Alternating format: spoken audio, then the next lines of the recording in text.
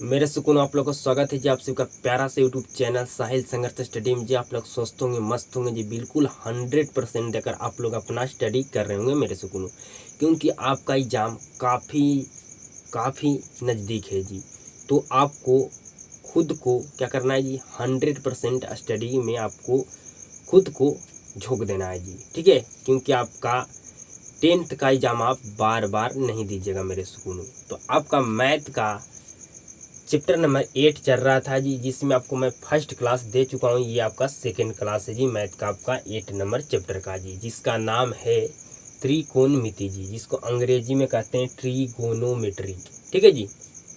तो first class में आपको जितना मैं पढ़ाया था 100% समझ में आया होगा मेरे सुकूनों। कोई भी दिक्कत, कोई भी समस्या आपको नहीं हुआ होगा मेरे सुकूनों।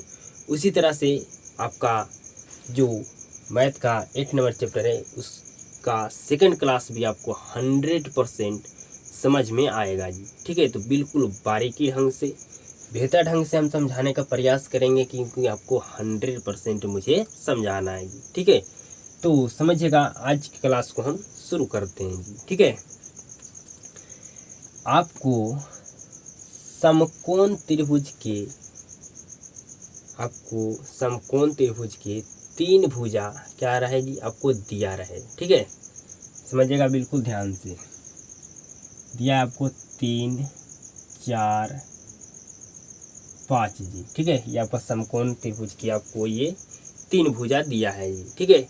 तो इसमें आपको बताना है कि कौन सा भुजा आपका कर्ण है जी, ठीक है। बताना है कि कौन सा आपका भुजा यहाँ पर कर्ण है जी। तो कैसे आप पहचानिएगा जी, मान के चलिए कि आपको तीन भुजा दे दिया गया है, ठीक है। तीन भुजा आपको दे दिया गया है समकोण त्रिभुज का जी, ठीक है। आपको कहा जाए कि बताइए इसमें से आपका कर्ण कौन है। कर्ण आपका क्या होता है जी, सबसे बड़ी भुजा होता है जी। तो कर्ण पहचानने का सिंपल सा तरीका है जी, कि जो सबसे बड़ी भुजा होगा वही आपका कर्ण होगा मेरे सुकून, मतलब आपका एच होगा जी, ठीक है। तो यहाँ पर आपका कर्ण कौन है जी, तो आपका 5 होगा जी, ठीक है। यहाँ पर कर्ण 5 होगा जी। तो आप क्या सीखें, क्या समझें, बताइए। तो आप लोग सीखें कि सबसे बड़ी भुजा को कर्ण कहा जाता है। अब स्टार पॉइंट में लिखिए, नोट करके लिखिए मेरे सुकूनों, कि बड़ी भुजा को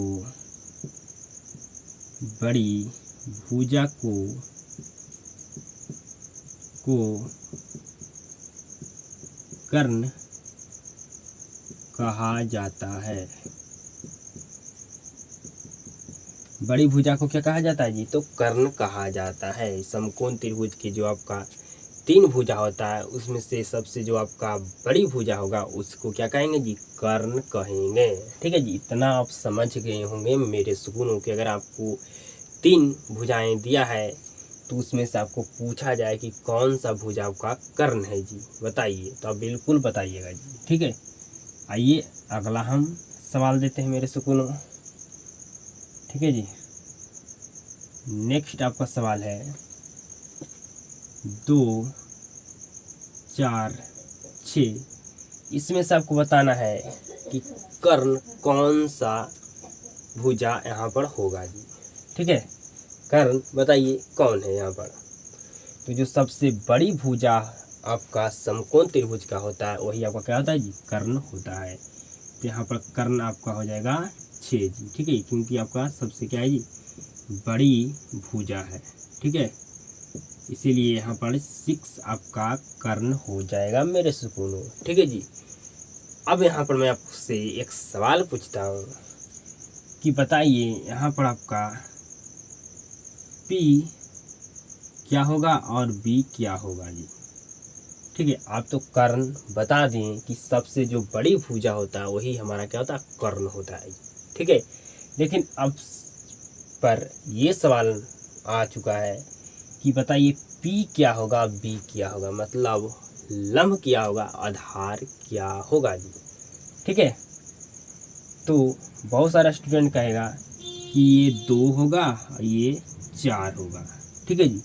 या कहेगा कोई स्टूडेंट, ठीक है, कि ये 4 होगा ये 2 होगा जी, ठीक है। तो क्या ये कहना हमारा सही है कि हमारा P 4 होगा, या कह सकते हैं कि B हमारा 2 होगा जी। या आप कह सकते हैं कि जो हमारा P है जो 2 होगा और B है जो हमारा 4 होगा जी। तो ये आपका कहना 100% गलत है मेरे सुकून, ठीक है जी।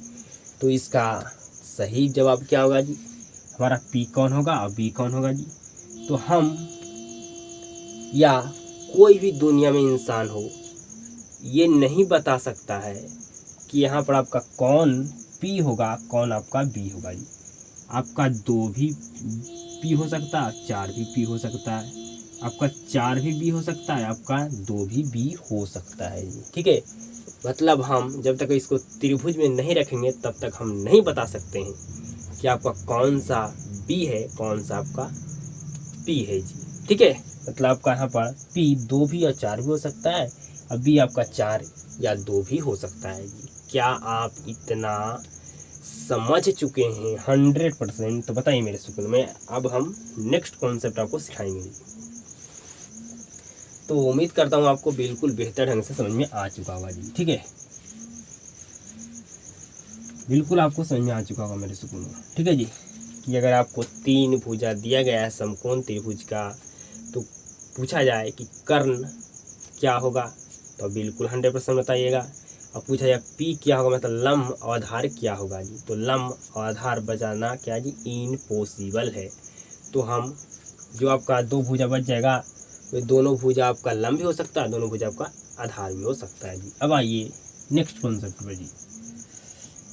आपने क्या ये शब्द सुने हैं मेरे से? सुनो, पाइथागोरस। पाइथागोरस त्रिक।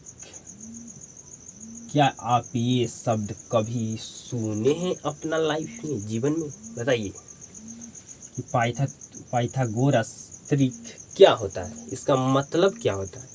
समझिएगा मेरे सुकून में। मैं आपको एक सवाल देता हूँ जी, ठीक है। क्या देता हूँ जी? तो आपको मैं एक सवाल देता हूँ, आपको बताना है कि आपका पाइथागोरस त्रिक है या नहीं है जी, ठीक है। बिल्कुल ध्यान से समझिएगा जी, बिल्कुल ध्यान से समझिएगा जी, बिल्कुल ध्यान से समझिएगा, ठीक है। ये आपका 90 डिग्री है जी, ये आपका 90 डिग्री है जी। ये आपका B, ये आपका C जी, ठीक है। ये आपका 5 है, ठीक है। मतलब ये आपका क्या है जी, एच है। क्या है जी आपका ये 5 है, ठीक है। क्या है जी आपका ये 5 है, एच आपका 5 है। और आपका P 4 है और B आपका 3 है जी, ठीक है। तो अब आपको बताना है क्या ये आपका पाइथागोरस त्रिक बनाता है या नहीं जी। तो इसको हम हल करते हैं जी, ठीक है। तो भली भांति आप जानते हैं मेरे सुकूनों कि h स्क्वायर बराबर आपका होता है P स्क्वायर प्लस में B स्क्वायर जी।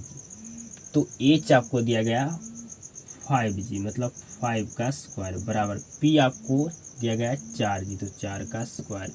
B आपको 3 दिया गया तो 3 का स्क्वायर जी। 5 का स्क्वायर होता है 25 और 4 का स्क्वायर 16 और 3 का स्क्वायर 9 जी। 25 बराबर आपका हो गया 25 जी। मतलब ये यस, ये आपका पाइथागोरस त्रिक बनाता है, या कह सकते हैं पाइथागोरस त्रिक ये आपका है जी, ठीक है जी। क्योंकि आपका दोनों इक्वल हो गया जी। ये भी आपका 25 है, ये साइड भी आपका बराबर के, ये साइड भी 25 है, बराबर का साइड ये साइड भी आपका 25 है, मतलब बराबर हो गया, इक्वल हो गया। तो आपका ये पाइथागोरस त्रिक है जी, ठीक है। मतलब जो आपका कर्ण भुजा होगा, ठीक है जी, कर्ण भुजा आपका जो होगा, समझ रहे बिल्कुल भाई भांति। जो आपका कर्ण भुजा होगा वो आपका लंब और आधार के जोड़ने पर और स्क्वायर करने पर आपका कर्ण भुजा का स्क्वायर करने पर अगर दोनों बराबर हो जाए तो आपका क्या होगा जी, आपका ये पाइथागोरस त्रिक है जी। अब बताइए कब क्या कंडीशन में नहीं हो सकता है जी, ठीक है। तो अगर ये साइड आ जाता है यहाँ पर, मान के चलिए 26, तो मतलब ये दोनों का इक्वल है नहीं, तो नॉट इक्वल, तो ये स्थिति में आपका क्या होता है जी, पाइथागोरस त्रिक नहीं है, या कह सकते हैं पाइथागोरस त्रिक नहीं बनाता है। तो आपको नेक्स्ट सवाल देते हैं, इसको क्या करना है जी, बताना है कि आपको पाइथागोरस त्रिक बनाता है या नहीं जी, ठीक है। तो अभी मैं यहाँ पर देता हूँ 6, ये देता हूँ 8, ठीक है जी, ये देता हूँ 5 जी। अब बताना है आपको कि बताइए पाइथागोरस त्रिक है या नहीं, ठीक है जी। तो हल करते हैं जी। तो आप जानते हैं भली भांति एच स्क्वायर बराबर होता है P square plus B square. H दिया गया है आपका 8, तो 8 का स्क्वायर, पी दिया गया है 6, तो 6 का स्क्वायर, बी दिया गया 5, तो 5 का स्क्वायर जी। 8 8 64, 6 का स्क्वायर होता है 36 और 5 का स्क्वायर होता है 25 जी, ठीक है। क्या था जी, 25 होता है। तो 64 बराबर, इसको आप जोड़िएगा तो 6 5 11, हाथ में 1, ठीक है जी। 3 2 5 1 6 जी, ठीक है। क्या हो गया जी, आपका 6 5 11 के 1 हाथ में बच गया 1, 3 2 5 1 6। क्या ये आपका बराबर है, तो नॉट इक्वल, मतलब ये आपका पाइथागोरस त्रिक नहीं है या पाइथागोरस त्रिक नहीं बनाता है जी, ठीक है जी। तो आप ये बिल्कुल बेहतर ढंग से समझ गए हो मेरे सुपनों कि कब आपका पाइथागोरस त्रिक होगा और कब आपका नहीं होगा जी। जब आपका बराबर हो जाएगा तो पाइथागोरस त्रिक है, अगर आपका बराबर नहीं हुआ तो पाइथागोरस त्रिक नहीं है जी। क्या आप इतना भली भांति 100% समझ गए होंगे जी, ठीक है। तो अब नेक्स्ट समझिएगा जी, बिल्कुल ध्यान से, बिल्कुल ध्यान से समझिएगा जी, ठीक है। बिल्कुल ध्यान से समझिएगा जी। यहाँ पर मैं को थीटा लिखना भूल गए थे मेरे सुकूनों, इसके लिए सॉरी जी, ठीक है। यहाँ पर जो समकोण त्रिभुज बनाए थे, जो आपको कहे थे ये आपका पी होगा, मतलब आपका ये लंब है, तो यहाँ पर हमको थीटा एंगल लिखना चाहिए जी, ठीक है। मतलब यहाँ पर थीटा हमको पुट करना चाहिए जी, जो हम भूल गए थे जी, इसके लिए सॉरी मेरे सुकूनों। अब आइए समझिएगा मेरे सुकूनों,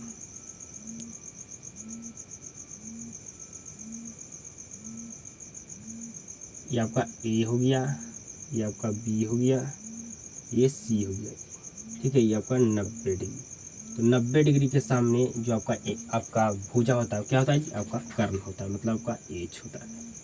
यहाँ पर आपका क्या पुट किया जी, थीटा, ठीक है जी। तो इसके सामने वाला आपका भुजा क्या होगा जी, तो आपका लंब होगा, जो बच गया वो आपका आधार होगा जी, ठीक है। तो यहाँ जो आपको हम सवाल दे रहे थे और पूछ रहे थे कि बताइए कि आप पाइथागोरस त्रिक है या नहीं, तो यहाँ पर मैं थीटा लिखना भूल गया था मेरे सुकून, इसके लिए सॉरी जी, ठीक है। अगर यहाँ थीटा लिखता तो ये आपका लंब होता, यहाँ पर थीटा लिखता तो ये आपका लंब होता मेरे सुकून। आप जानते हैं कि लंब और आधार आपका चेंज होता है, लेकिन कर्ण कभी नहीं चेंज होता है, ठीक है। तो पीछे जो आपको मैं एक क्लास दिया हूँ, आपको रिवीजन करना होगा मेरे सुकून। अब आइए जी, अब बताना है जो आपका समकोण त्रिभुज है, ठीक है जी, तो इसके भुजाओं में क्या, इसके तीनों जो भुजाओं है इसके क्या इसमें रिलेशन होता है, क्या इसके बीच संबंध है जी, ठीक है। समझिएगा बिल्कुल ध्यान से जी। तो आप जानते हैं कि एच स्क्वायर बराबर पी स्क्वायर प्लस आपका बी स्क्वायर होता है मेरे सुकून, ठीक है जी। इसको क्या कहते हैं जी, तो पाइथागोरस प्रमेय भी कहते हैं जी, ठीक है। क्या कहा जाता है इसको, पाइथागोरस प्रमेय कहा जाता है जी, ठीक है जी।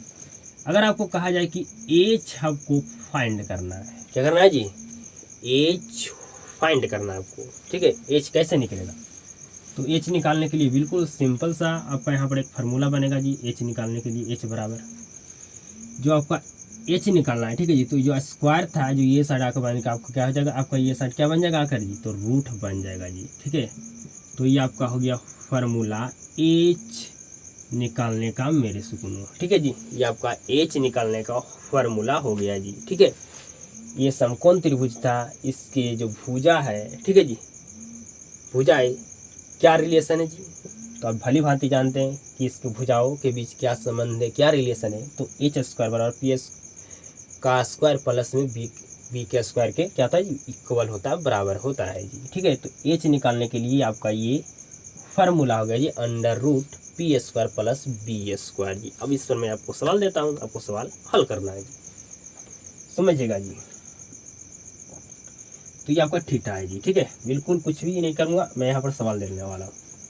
ये आपका क्या है जी, ये आपका हो गया, ये आपका हो गया 10, मतलब आपका एच हो गया 10। ठीक है जी, आपका पी हो गया 8। ठीक है, और ये आपका हो गया बी हो गया आपका 9 जी। ठीक है, तो आपको सॉरी जी, आपको क्या करना है, यहाँ पर एच आपको फाइंड करना है जी। ठीक है, एच आपको निकालना है। ठीक है, मतलब आपको पी और बी दिया गया है तो एच फाइंड कीजिए। ठीक है जी, यहाँ पर मैं लिख दिया था एच बराबर, इसके लिए सॉरी। ठीक है, तो एच फाइंड करना, फाइंड करिए। तो भली भांति जानते हैं सूत्र जी। ठीक है, तो इसको हम फाइंड करते हैं जी, एच बराबर। तो एच निकालने का सूत्र होता है एच बराबर under root P square plus में बी स्क्वायर। ठीक है जी, समझिएगा बिल्कुल ध्यान से। तो पी का वैल्यू कितना है जी, 8 है, तो 8 का स्क्वायर है। बी का वैल्यू कितना है जी, 9 है, तो 9 का स्क्वायर। तो एच बराबर अंडर रूट 8 का स्क्वायर होता है 64 और 9 का स्क्वायर होता है 81 जी। अब इसको जोड़िएगा तो 4 1 5 8 6 14 145 जी। ठीक है, अंडर रूट 145 जी। ठीक है, अंडर रूट कितना गया जी, 145 आ गया मेरे सुकूनों। ठीक है जी, एच बराबर अंडर रूट 145 आ गया जी। क्या 145 के रूट के बाहर क्या होता है जी, बताइए।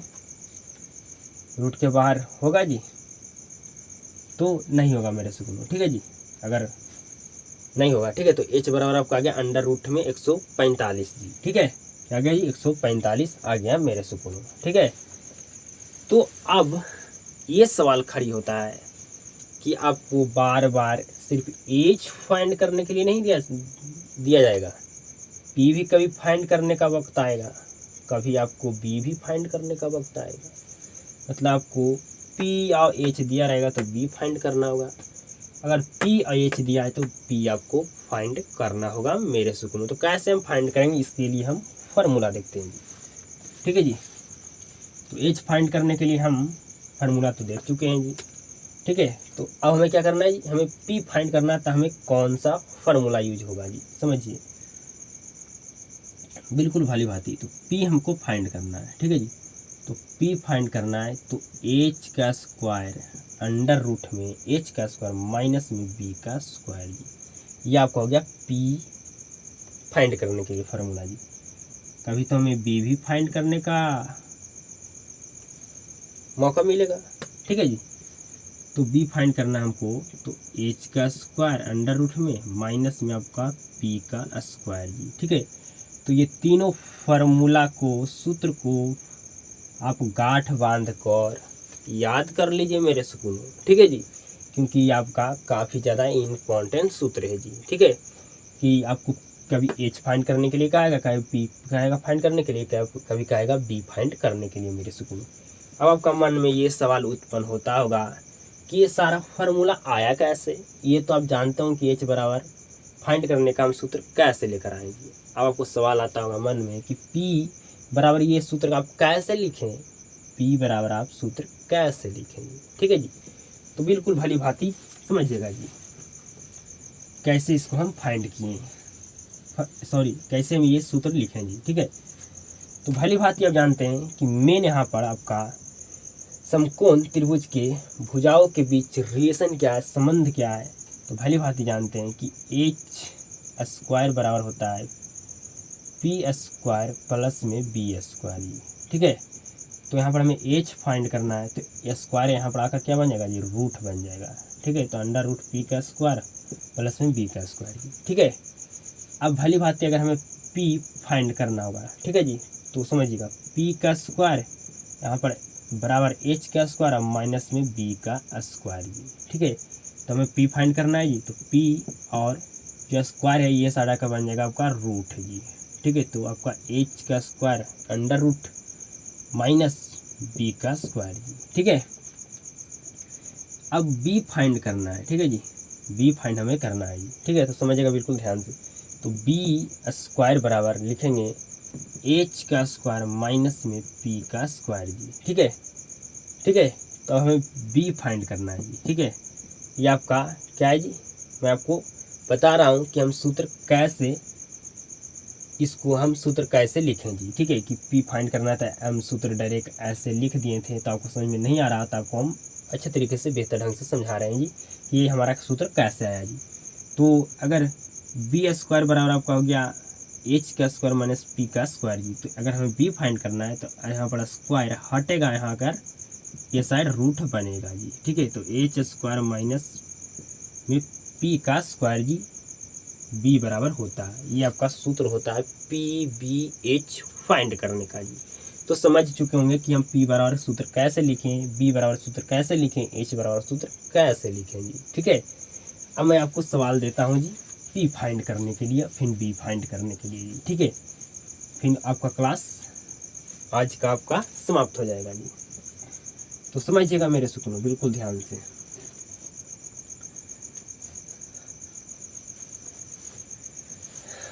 आपका ये 5 है जी एच बराबर, ये आपका 3 है जी बी बराबर, तब आपको पी फाइंड करना है जी।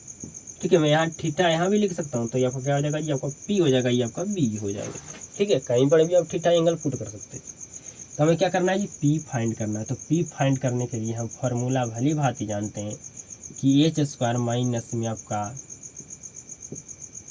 बी स्क्वायर अंडर रूट होता है जी। ठीक है, तो पी बराबर एच कितना दिया गया है जी, तो 5 दिया गया, तो 5 का स्क्वायर, बी दिया गया 3 जी, तो आपका 3 का स्क्वायर जी। तो पी बराबर अंडर रूट 5 का स्क्वायर 25, 3 का स्क्वायर 9 जी। तो पी बराबर अंडर रूट घटाएंगे तो आएगा आपका 16 जी, अंडर रूट में कितना आएगा जी 16। तो पी बराबर आपका आ गया 4 जी, पी बराबर क्या आ गया जी, आपका 4 आ गया मेरे सुकून। ठीक है जी, यहाँ पर मैं आपको एक बात समझाता हूँ। ठीक है, पी कैसे फाइंड किया जाएगा समझ गए होंगे, एच कैसे फाइंड किया जाएगा अभी समझ गए होंगे मेरे सुकून। क्या आपका मात्र आपको सूत्र याद रखना है जी, जब भी बात हम आपको कहें कि छोटी भुजा तो आपको क्या समझना है जी, तो आपको पी या आपको बी समझना है। ठीक है, कारण क्या है आपको बड़ी भुजा, तो आपको छोटी भुजा कौन कौन है जी, तो पी है और बी है।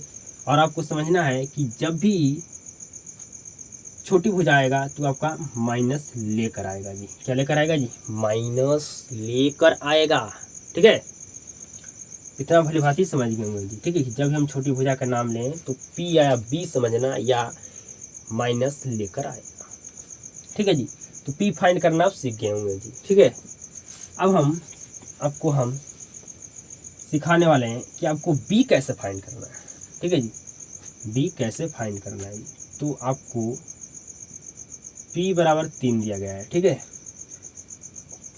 तो बताइए बी बराबर क्या होगा, यहाँ पर सवाल आ गया कि आपको बी बराबर फाइंड करना है कि बी का वैल्यू कितना आएगा। तो बी का वैल्यू फाइंड करने के लिए हम सूत्र जानते हैं, बी बराबर अंडर रूट में एच का स्क्वायर माइनस में हम पी का स्क्वायर जी। ठीक है, तो बी बराबर आपका एच का वैल्यू कितना दिया गया जी, तो एच का वैल्यू दिया गया 5 जी, तो 5 का स्क्वायर माइनस पी का वैल्यू कितना दिया गया जी 3, तो 3 का स्क्वायर। ठीक है जी, बी बराबर 5 का स्क्वायर 25 और 3 का स्क्वायर 9 जी। ठीक है, घटाएंगे तो घटने पर आपका आएगा अंडर रूट में 16 जी, तो बी बराबर आपका आ गया 4 जी। ठीक है, बी बराबर आ गया 4 जी। तो मेरे सुकूनों बी कैसे फाइंड किया जाता है, पी कैसे फाइंड किया जाता है, एच कैसे फाइंड किया जाता है, आप सारे कॉन्सेप्ट सीख चुके होंगे जी। ठीक है, पी फाइंड करने का फार्मूला क्या होता है, बी फाइंड करने का फार्मूला क्या होता है, एच फाइंड करने का फार्मूला क्या होता है जी। और ये सारे फार्मूला मैं कैसे लाया ये भी आपको समझा दिया जी। ठीक है, तो आज की क्लास में जितना कॉन्सेप्ट समझाया हूँ मेरे सुकूनों 100% समझ गए होंगे जी। ठीक है, आज की क्लास को मैं यहाँ पर समाप्त करता हूँ मेरे सुकूनों। ठीक है जी, नेक्स्ट क्लास में आपको हम इसका आगे का कॉन्सेप्ट समझाएंगे बिल्कुल धाकड़ तरीके से जी। ठीक है, तो अगर क्लास में आपको शुरू से अंत तक बिल्कुल बेहतर ढंग से बेहतरीन ढंग से समझ में आया होगा तो इस क्लास को एक शेयर जरूर करना मेरे सुकूनों अपने दोस्तों के पास। और क्लास को शुरू से अंत तक देखने के लिए आपको धन्यवाद। आप सभी के साथ मुलाकात होता है जी नेक्स्ट क्लास में।